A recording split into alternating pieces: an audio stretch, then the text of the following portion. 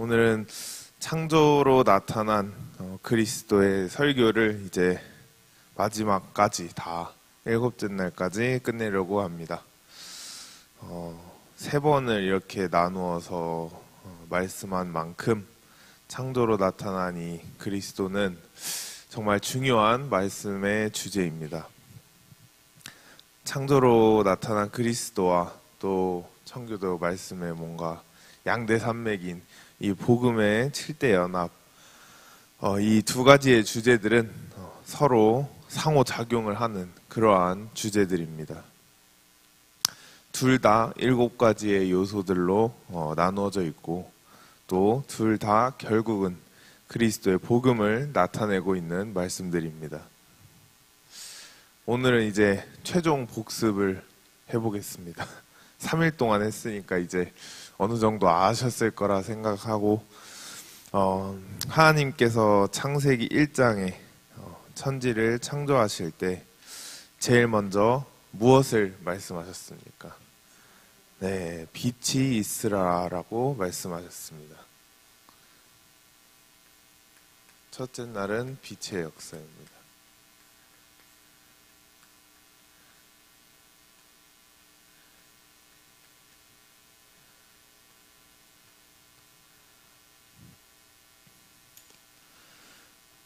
이 빛에 대하여 제대로 안다는 것이 복음의 첫 단추이기 때문에 중요한 말씀은 계속 되풀이 돼서 계속 반복해서 읽어야 하는 것입니다.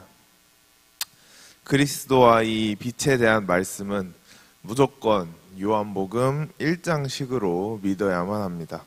마지막으로 요한복음 1장 다시 한번 읽겠습니다.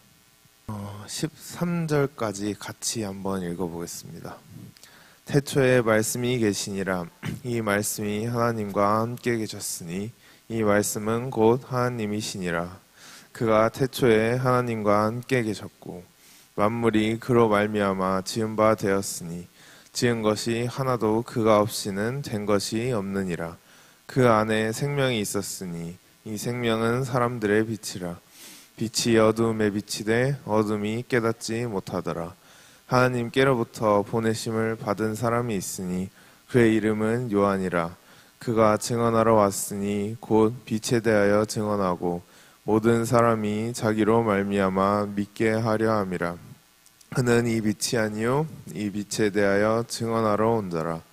참빛 곧 세상에 와서 각 사람에게 비추는 빛이 있었나니 그가 세상에 계셨으며 세상은 그로 말미암아 지은 바 되었을 때 세상이 그를 알지 못하였고 자기 땅에 오매 자기 백성이 영접하지 아니하였으나 영접하는 자 곧 그 이름을 믿는 자들에게는 하나님의 자녀가 되는 권세를 주셨으니 이는 혈통으로나 육적으로나 사람의 뜻으로 나지 아니하고 오직 하나님께로부터 난 자들이니라. 아멘.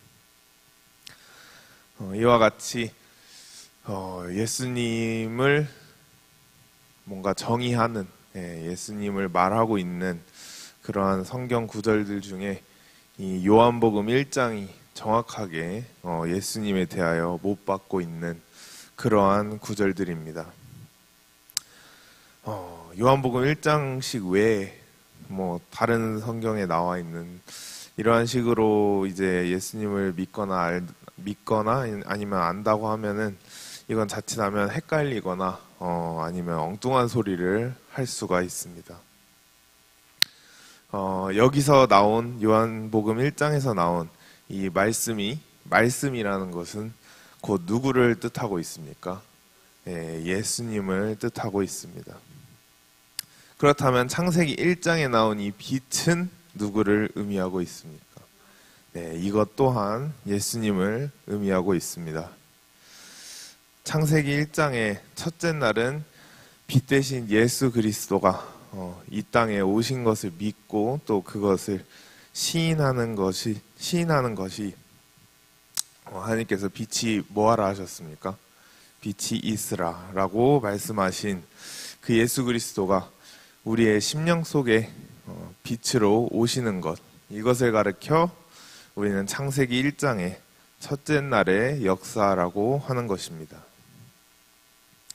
이 복음의 빛이 사람 속에 오기 전에는 사람 속에 세 가지의 상태들이 존재한다고 말씀드렸습니다. 세 가지 혹시 기억하십니까?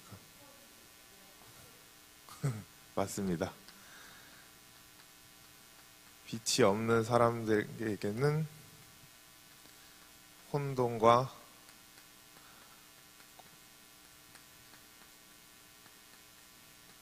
공허와 흑암이 항상 그 속에 존재합니다.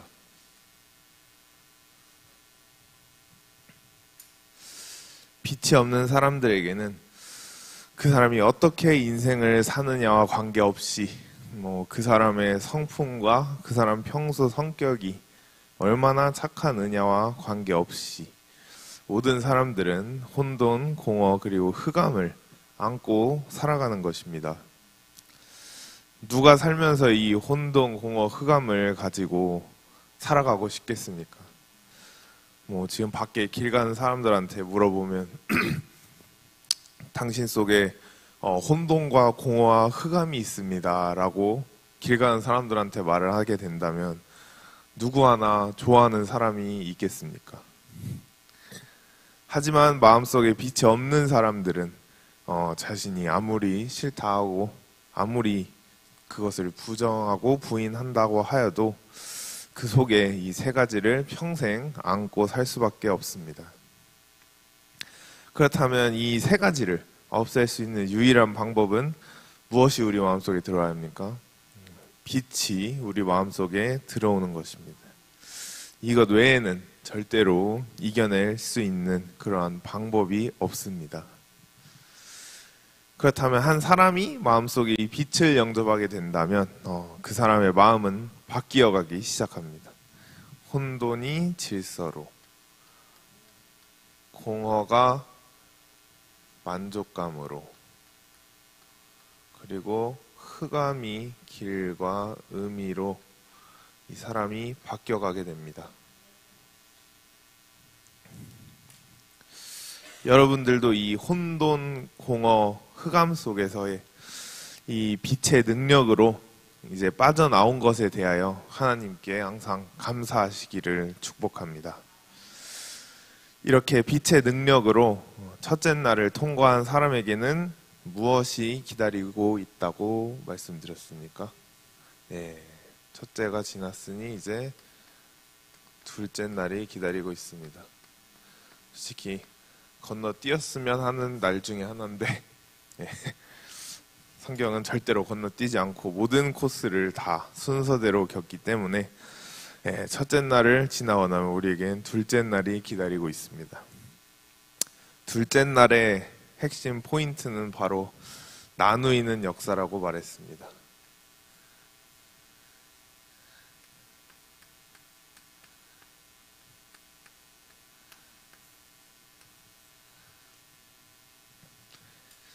물과 물이 서로 나뉘어서 궁창이 되었듯이 우리 심령 속에서도 이 나누이는 역사가 일어나게 됩니다. 창세기는 천지창조가 전부가 아니라고 제가 말씀드렸습니다. 창세기는 삼위일체 하나님이 어떻게 사람 속에 들어오셔서 한 인간을 이끌어 가시는지 또 그 구속사에 대하여 나타내고 있다고 말씀을 드렸습니다. 그리고 난 뒤에 출애굽기는 단지 이스라엘 백성들이 애굽에서 이렇게 탈출하여 나오는 것이 다가 아니라고 말씀드렸습니다. 출애굽기는 애굽과 이스라엘이 나누어지는 역사, 둘로 나누어지는 역사를 나타내고 있다고 했습니다. 그러면 제일 먼저 무엇이 나누어지냐 하면은 하나님의 뜻과 내 뜻이 구별되어 나누어지게 됩니다.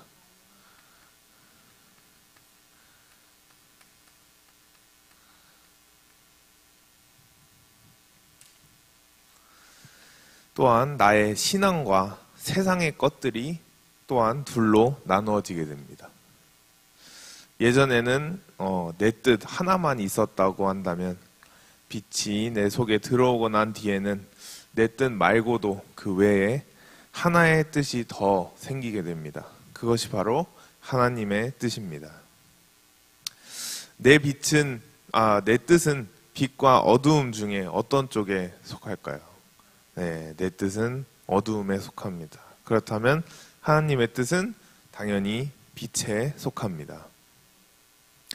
그러면 여러분들은 어떤 뜻을 항상 선택을 해야만 합니까?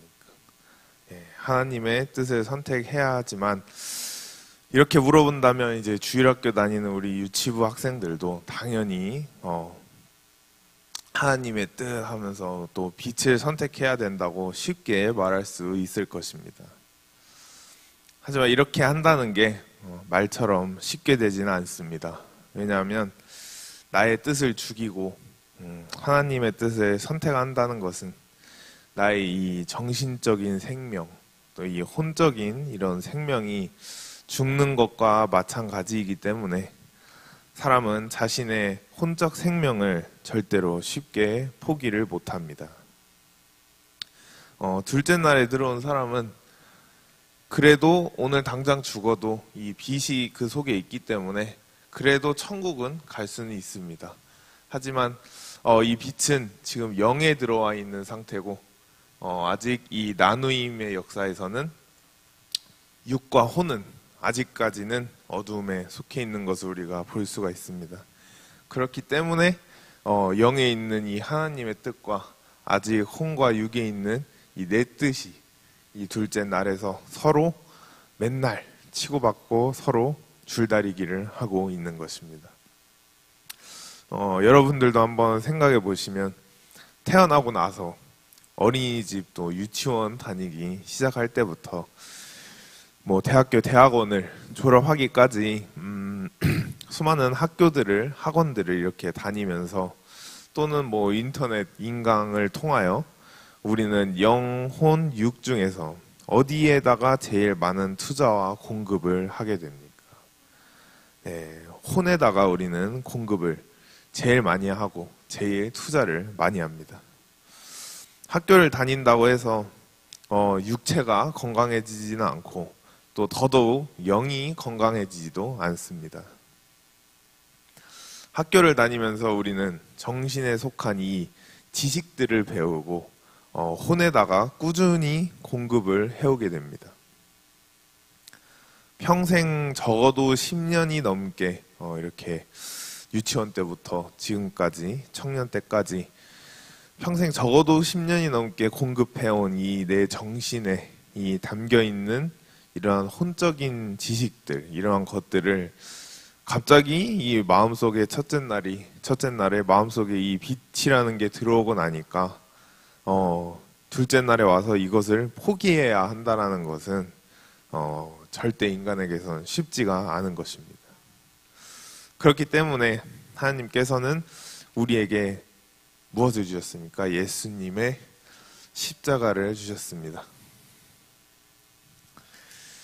예수님의 십자가 앞에 우리의 지정의를 못 박아야만이 우리는 이 둘째 날을 통과할 수가 있게 됩니다. 예수님은 이미 십자가에 못 박혀 죽으시면서 성전의 휘장문이 2개로 갈라 찢어짐으로 인해 이 둘째 날을 어떻게 통과해야 하는지 우리에게 몸소 시범을 보여주셨습니다. 예수님에게 있어서는 십자가가 둘째 날을 또 곧 예수님의 지정의를 내려놓았다고 하는 그 증거입니다. 예수님도 이 땅에 완전한 하나님이시지만 동시에 이 땅에 완전한 인간으로 오셨기 때문에 겟세마네 동산에서 땀방울이 핏방울이 되도록 예수님 인간의 이 지정의를 놓고서 하나님과의 씨름을 하시게 됩니다. 하지만 예수님은 결국엔 자신의 지정의를 겟세마네 동산의 기도로 반납하시고 하나님의 뜻대로 십자가를 지심으로 이 둘째 날을 통과하셨습니다. 나의 뜻대로 마옵시고 아버지의 뜻대로 하옵소서라고 하는 그 시인이 이 둘째 날을 통과하는 그 중요한 문장입니다. 우리는 육체적으로는 십자가를 비록 안 지어도 되지만 우리의 지정의를 이 예수님의 십자가에 못 박아야 합니다. 그러려면 일단은 우리의 입에서 이 설교를 들을 때 제일 먼저 아멘이 터져 나와야 합니다. 아멘이 터져 나와야만 하나님의 말씀이 내 속에 들어올 수 있게 되는 것입니다. 아멘이 없이는 절대로 그 다음 단계인 이제 영적 멘토 앞에 내 지정의를 내려놓을 수가 없습니다. 절대로 아멘이 없는 그러한 나의 뜻을 죽이는 일은 절대로 불가능한 일입니다. 우리는 하나님이 눈에 보이지 않기 때문에 우리는 하나님이 대리자로 세우신 이 영적 멘토 그리고 교회의 목사님 앞에 우리의 지정의를 내려놓는 것이 십자가에 못 박는 것과 똑같은 효과를 볼 수가 있습니다. 나의 자아가 완벽하게 파쇄가 되었을 때 하나님께서는 이 둘째 날을 통과시켜 주십니다. 결국은 둘째 날은 자아의 파쇄입니다.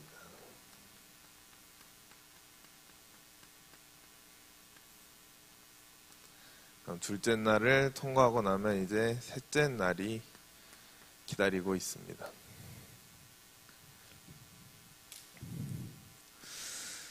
그러면 이제 셋째 날이 이제 우리 앞에 다가오게 됩니다. 첫째 날과 둘째 날은 인간이 어둠 속에 있고 그리고 아직 이런 헤매이고 있는 단계라고 말을 해도 그리고 또 분위기가 뭔가 약간 무거운 그러한 단계라고 했다면 셋째 날부터는 이제 뭔가 그래도 조금 즐거움과 그래도 조금 밝은 그러한 분위기가 시작된다고 해도 과언이 아닙니다. 셋째 날의 역사는 묻히 드러나는 역사가 있게 됩니다. 바다 밑에 있던 묻이 수면 위로 드러나서 땅이 되는 그러한 역사가 셋째 날에 일어나게 됩니다. 이것이 예수님에게 있어서는 예수님께서 본격적인 이 사역을 하시기 전에 세례 요한에게서 세례를 받고 수면 위로 올라오는 그곳을 지향하여 가르치고 있는 것입니다. 예수님이 수면 위로 올라오는 것이 우리에게 있어서는 곧 무엇을 뜻한다고 했습니까? 부활을 뜻하고 있습니다.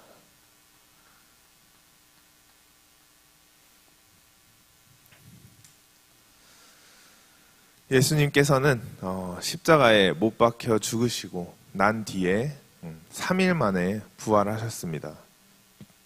이것은 바로 예수님이 모든 죽은 자들의 첫 부활의 신호탄이 되신 것입니다. 예수님이 부활하실 때 예수님 혼자서 부활하신 것이 아닌 성경을 보면 죽은 무덤들이 죽은 자들이 같이 터졌다고 성경에 쓰여 있습니다. 이와 같이 우리들도 이 땅에서 살다가 죽으면 당연히 영의 부활을 하여 천국은 가지만 천국 가기 전에 이 땅에서도 셋째 날을 통과하는 사람은 여러 가지의 부활들을 체험할 수가 있습니다. 사업의 부활, 또 가정의 부활, 자녀의 부활, 물질의 부활 등등 여러분들이 이 부족한 부분에 있어서 부활이 일어나기 시작합니다. 이렇게 부활을 체험하는 사람의 입에서 공통적으로 터져 나오는 그러한 단어가 있습니다. 그것은 바로 그 입에서 할렐루야라는 단어가 나오게 됩니다. 오늘 여러분들은 살면서 모든 영역에서 부활을 체험하시고 항상 입에서 할렐루야가 그치지 않으시기를 축복드립니다. 그렇게 이제 어제까지 했던 셋째 날이 이제 끝나게 되고 이제는 셋째 날 다음이 넷째 날이 오게 됩니다. 천지창조의 넷째 날에는 하나님께서 이제 드디어 창세기 1장 이 첫째 날에 헷갈리던 그 빛, 이 자연에 비친 해와 달과 별들을 만드셨습니다.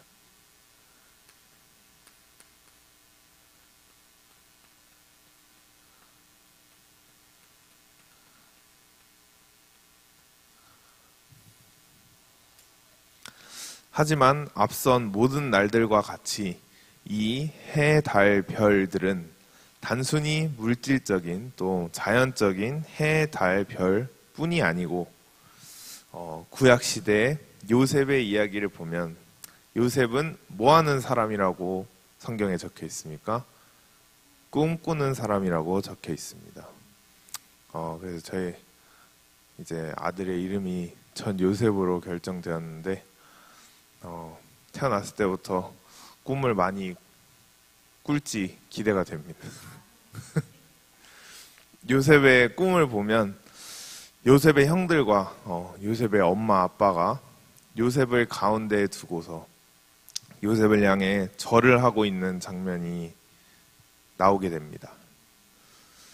그렇다면 이 해, 달, 별은 무엇을 뜻하고 있냐 하면 바로 요셉의 가족을 뜻하고 있었습니다.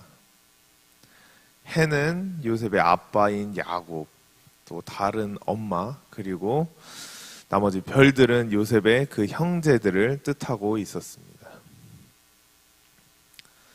예수님께서는 3일 만에 부활하시고 난 뒤에 하늘로 승천하셔서 하늘 보좌 우편에서 우리를 위하여 항상 기도하고 계십니다. 각각 개인의 이름을 세세하게 불러가면서 쉬지 않고 기도하고 계십니다. 구약 시대 때를 보면 이제 대제사장이 이스라엘 백성들을 대표해서 1년에 한 번 이제 그들의 죄와 모든 근심들을 자신이 다 안고 성막 안으로 들어가서 또 지성소까지 가서 하나님과 대면하여 얘기했던 것처럼 부활하여 승천하신 예수님은 하늘나라에서 대제사장의 직분을 가지셨기 때문에 우리를 위하여 하늘나라 보좌 우편에서 중보 기도를 해주실 수 있는 것입니다. 해와 달과 별의 이야기가 구약 시대에만 있었던 게 아니고 이것이 오늘날도 똑같이 있습니다. 오늘날의 해와 달과 별은 무엇을 의미하느냐 하면 이것은 곧 직분을 뜻하고 있습니다.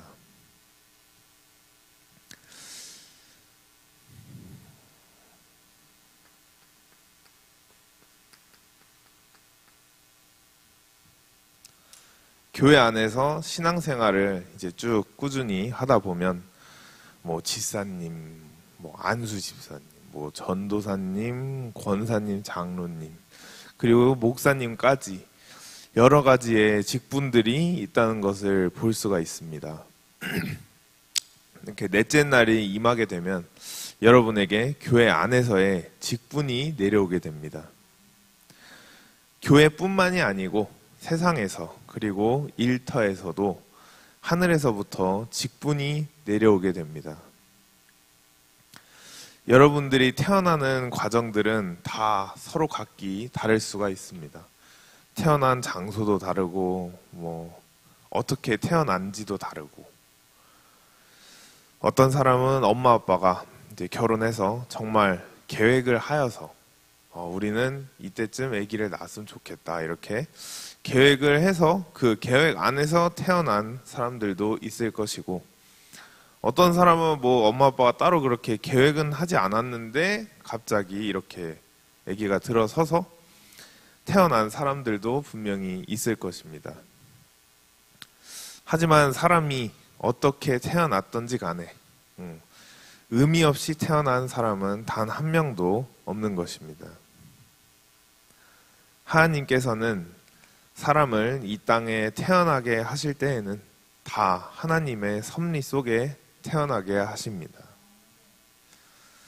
그렇기 때문에 여러분들은 개개인 각자가 다 다른 의미를 가지고 이 땅에 태어난 것입니다. 여기서 문제는 사람들은 자신이 어떠한 의미를 가지고 태어난 사람인지를 모르면서 살아간다는 것입니다. 이 넷째 날이 오기 전까지는 자신이 무엇을 위해 태어났고 또 자신이 무엇을 해야 의미가 있는지 자신의 그 자리를 못 찾고 헤맬 수밖에 없습니다. 하지만 넷째 날이 온 사람들을 보면 자신의 자리를 정확하게 알고 있고 자신이 왜 이 땅에 태어났고 또 무엇을 하기 위해 태어났는지 그 사람은 확실하게 알고 있습니다. 그렇다면 그 사람은 행복한 사람인 것입니다. 단지 이 땅에 물질이 많고 돈이 많고 명예가 많고 막 자식이 잘났다고 해서 행복한 것이 아닌 자신이 하는 일이 행복한 사람이 제일 행복한 사람인 것입니다. 이것을 가리켜 그 사람은 천직을 찾았다라고 하는 것입니다.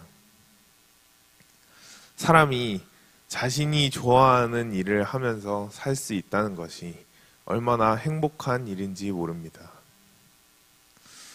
자신이 싫어하는 일을 억지로 하면서 이렇게 강요받으면서 산다는 것은 그 사람이 그 일을 하면서 연봉을 아무리 많이 받는다고 하여도 그 사람의 인생은 결코 행복하지 않을 것입니다. 실제로 세계적인 대기업 중에 하나인 이 아마존을 보면 우리는 쉽게 알 수가 있습니다.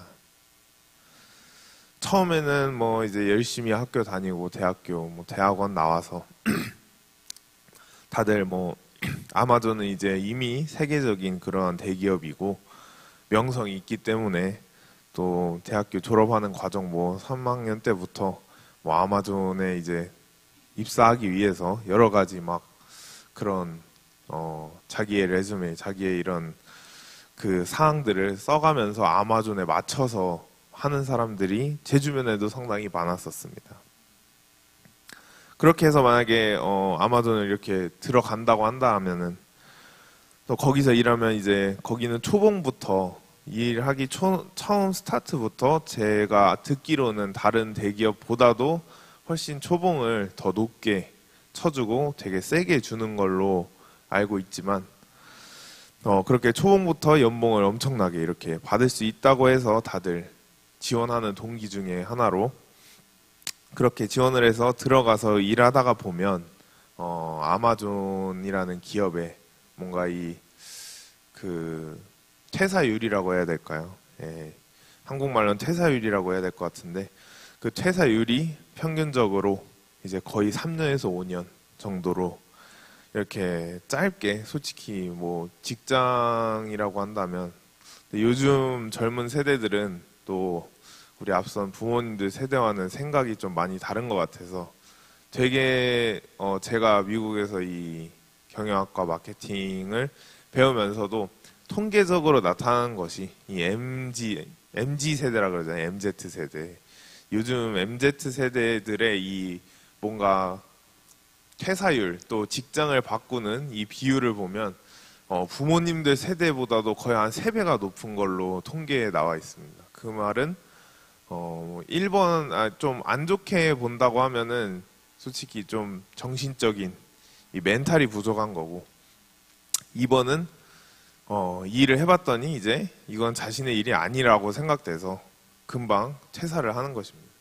또 MZ 세대 애들을 보면은 또 MZ 세대 애들의 제일 큰 문제거리 중에 하나가 한국뿐만 아니고 전 세계적으로 결혼을 하려 하지 않기 때문에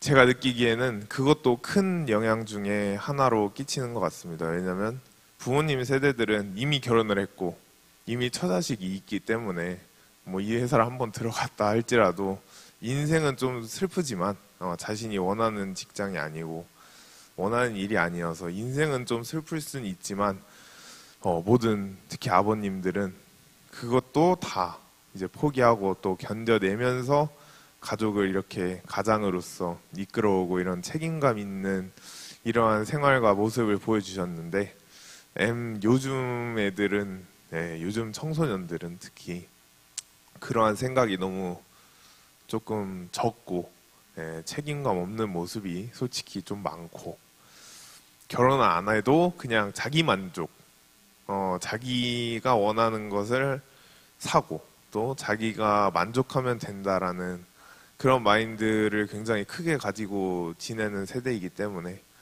그래서 요즘 뭐 툭하면 수입차, 벤츠 막 툭하면 뭐 명품 다 걸치고 다니는 이유가 다 그 이유에서 나오는 것 같습니다.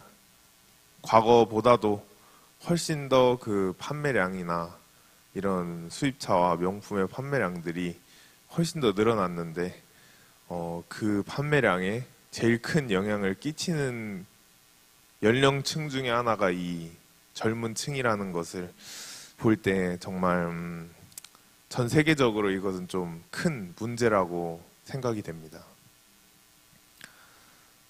처음에는 이렇게 아마존에 그렇게 들어가서 평균적으로 뭐 짧게 3, 5년 이렇게 일하다가 퇴사하는 사람들이 정말 반 이상이라고 통계에도 나와 있습니다.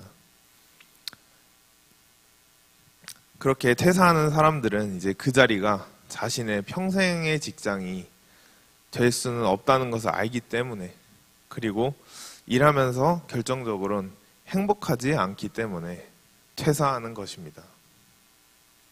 그 사람들이 뭐 지식적으로, 뭐 능력적으로 딸려서 퇴사하는 것이 아닌 그 사람들이 일을 할 때 또 그 사람들이 느꼈을 때 행복하지 않기 때문에 퇴사를 하는 것입니다. 그렇지만 넷째 날이 온 사람들은 이제 자신이 평생 이 일을 하면서 살아도 행복하고 나는 이 일을 하는 것이 의미가 있다라는 이러한 행복한 일을 찾게 됩니다. 일터에서 뿐만이 아닌 넷째 날이 온 사람에게는 교회 안에서도 하늘에 직분이 내려오게 됩니다. 한 가지 안타까운 것은 이렇게 넷째 날까지의 과정을 다 거쳐서 하늘로부터 직분을 받는 것이 아닌 자신의 노력으로 또 자신의 힘으로 어떻게 직분을 받는 사람들이 있다는 것입니다. 그 사람들을 보면 교회에서 목사님에게 어떻게 하면 좀 잘 보일까 하면서 뭐 선물도 사다 바치고 또 뭐 여자분들 같은 경우는 막 애교 있는 이런 애교스러운 말도 좀 하고 또 딸랑딸랑 거리는 그런 아부스러운 그런 말들도 이쁜 말들만 이렇게 골라서 하게 되는 사람이 있습니다. 그 사람은 왜 그렇게 하냐? 직분을 얻어야 하기 때문입니다. 이렇게 계속 한다면 뭐 언젠간 그 사람이 직분을 얻을 수는 있습니다. 목사님들도 뭐 주변 장로님들, 권사님들도 사람인지라 이 사람의 그러한 뭔가 지극정성, 이 사람의 그 노력으로 인해서 직분을 줄 수도 있는 것입니다.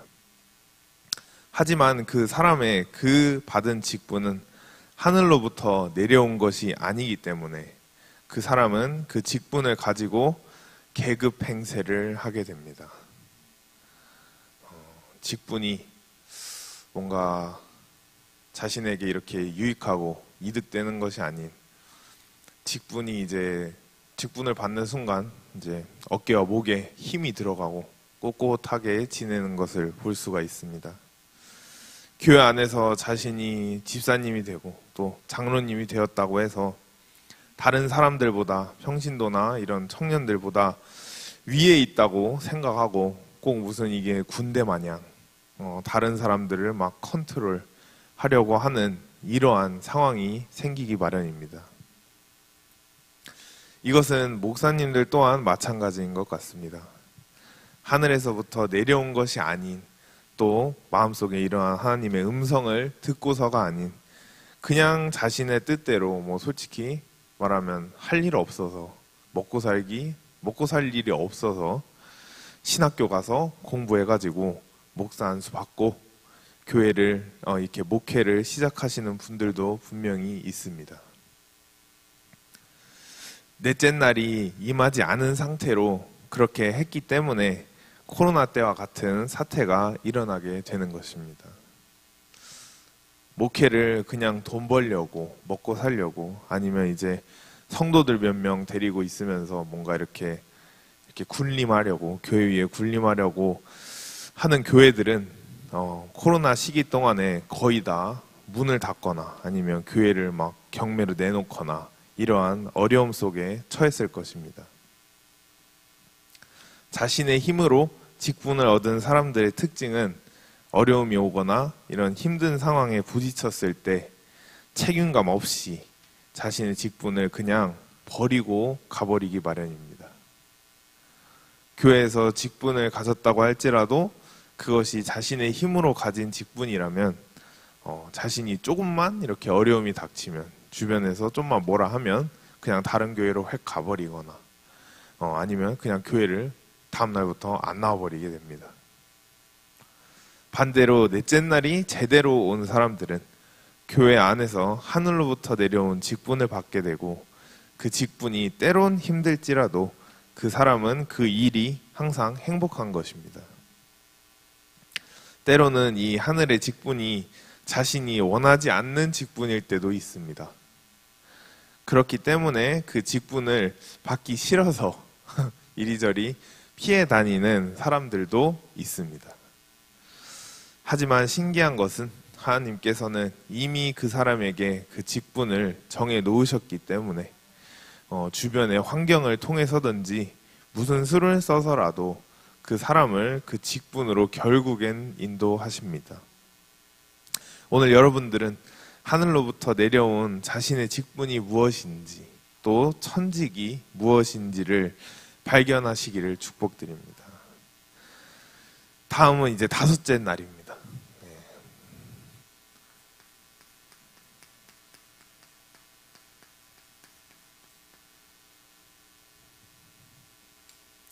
다섯째 날에는 하나님께서 물고기와 공중의 새들을 만드시고 그것들에게 복을 주시며 생육하고 번성하여 충만하라 라는 말씀을 주셨습니다. 이 말은 곧 예수님께서 승천하셔서 하늘 보좌에서 우리에게 오순절에 성령을 부어주신다는 말입니다.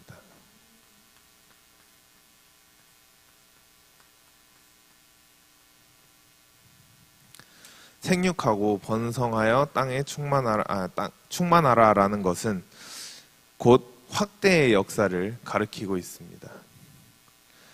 오순절에 성령이 사람에게 오는 제일 큰 이유는 그 사람을 확대시키기 위해서입니다.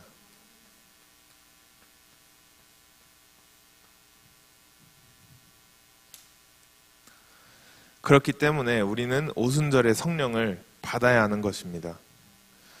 오순절에 성령을 받지 않고서 자신의 힘으로 자기 자신을 어떻게 확대하려고 하면 너무나도 힘들고 또 조금이라도 이렇게 확대된다고 할지라도 그 확대된 것을 유지하기도 쉽지가 않습니다. 하지만 오순절에 성령을 받은 사람은 확대의 능력을 가지게 되고 이 사람은 자기와 똑같은 사람을 만들어낼 수 있는 능력이 생기게 됩니다. 한 사람을 전도해서 그 사람에게 처음부터 신앙을 가르치고 나중에는 그 사람을 결국은 자신과 똑같은 사람으로 복제해낼 수 있는 그러한 능력이 이 사람에게는 생기게 됩니다. 정광훈 목사님은 이 다섯째 날이 왔다는 것을 감옥 갔을 때 체험하셨다고 합니다. 저도 실제로 감옥에 있었을 때 이렇게 면회를 가거나 하면 얼굴에 뭔가 이런 슬픈 표정이나 뭐 이렇게 의욕 없는 그러한 표정은 없었고, 항상 가면 저에게는 성경을 강조하시면서 성경을 항상 읽으라고 저에게 말씀하셨습니다. 그리고 실제로 정가훈 목사님은 자신이 같이 살고 있었던 그 깜빵 죄수들에게 자신의 그 어떻게 보면 깜빵 동기들에게 복음을 매일같이 전해서 그 사람들이 다 예수를 믿고 영접하게 되었습니다.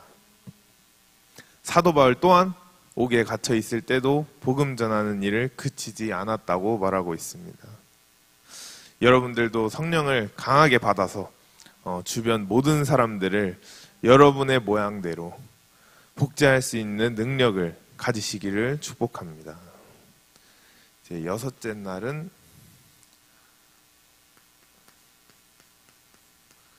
하나님께서 드디어 우리 사람을 만드십니다.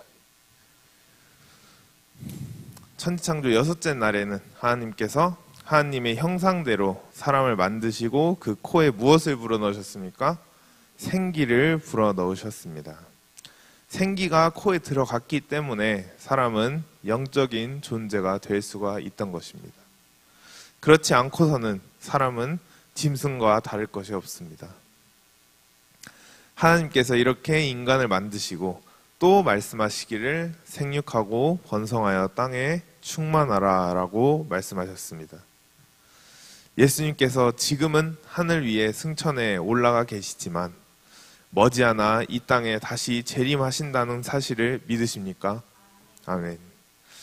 다니엘서에 하늘로부터 이 돌이 내려와 동상의 발가락을 친 것처럼 예수님께서는 머지않아 이 땅에 재림하셔서 우리 모든 인간의 역사를 끝내시게 됩니다. 그렇게 이 땅을 심판하시고 나면 이 땅에는 천년 왕국이 이루어지게 됩니다.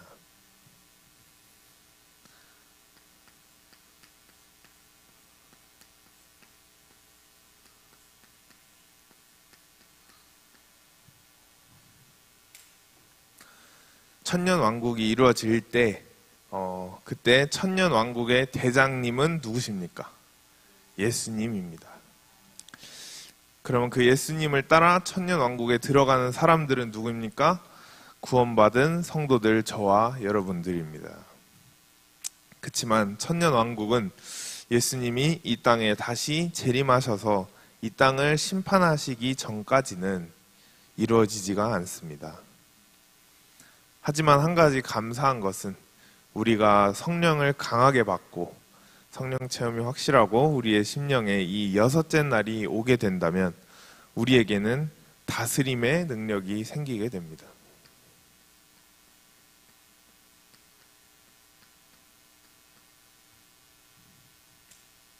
그렇다면 무엇을 다스릴 수 있는가? 우리는 3가지를 다스릴 수 있게 됩니다. 첫째는 공중권세 잡은 마귀, 둘째는 사람, 셋째는 물질을 다스릴 수가 있게 됩니다.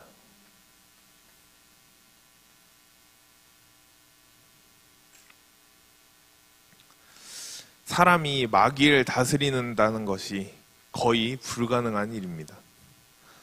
또 사람이 사람을 다스리는 것도 절대 쉽지 않다는 것을 여러분들도 잘 아실 것입니다.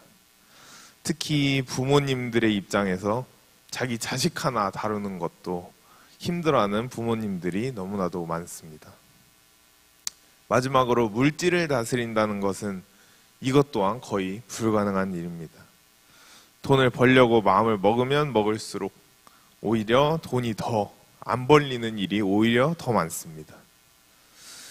이 3가지들이 다스려지지 않는 이유는 성령을 받지 않고 내 힘으로 하려 하기 때문입니다.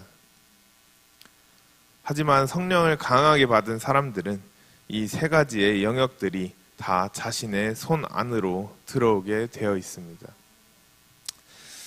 이번 주 장충동의 말씀의 주제인 성령의 나타남처럼 성령으로 하지 않고서는 성령의 나타남이 없이는 이 3가지뿐만 아니고 우리 삶의 모든 것들이 우리의 힘으로는 절대로 불가능하고 또 분명히 그 한계라는 것이 존재합니다.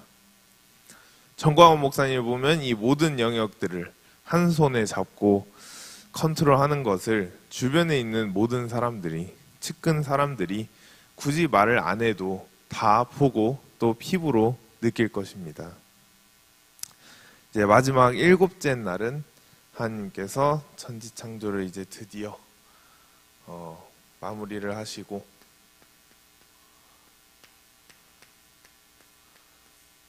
안식을 하십니다.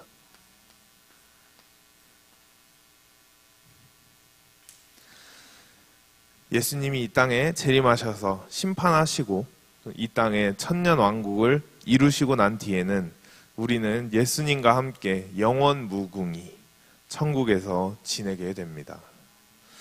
이와 같이 일곱째 날이 온 사람에게는 그 사람 속에 마지막 평안이 찾아오게 됩니다.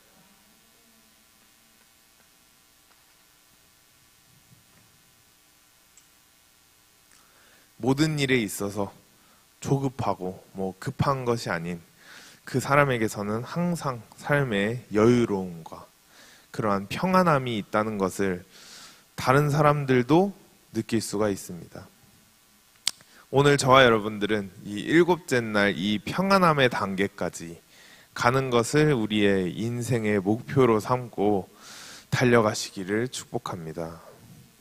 말씀을 마치겠습니다. 창세기 1장의 천지 창조는 다른 말들도 많지만 결국에는 예수 그리스도의 복음을 말하고 있는 것이고, 그 복음이 우리 심령 속에 들어오면 우리가 어떻게 변해 간다는 것을 보여주고 있습니다. 제일 핵심은 먼저 빛 대신 예수를 영접하고 난 뒤에 이제 우리의 이 둘째 날의 자아를 십자가에 못 박고 또 오순절 성령 체험을 강하게 하는 것입니다. 모든 것이 성령의 도움 없이는 될 수가 없습니다. 말씀을 들은 저와 여러분들은 첫째 날부터 이 일곱째 날까지 길게 끌지 말고 단숨에 한 번에 완주하셔서 안식과 평안을 삶에서 누리시기를 축복드립니다. 아멘. 저희 그 주말씀 향하여 찬양 한 곡 하고 기도드리겠습니다.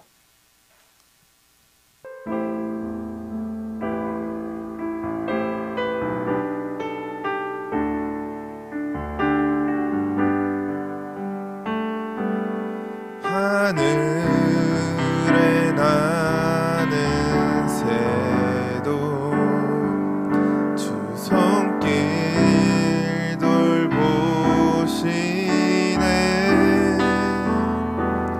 온 땅에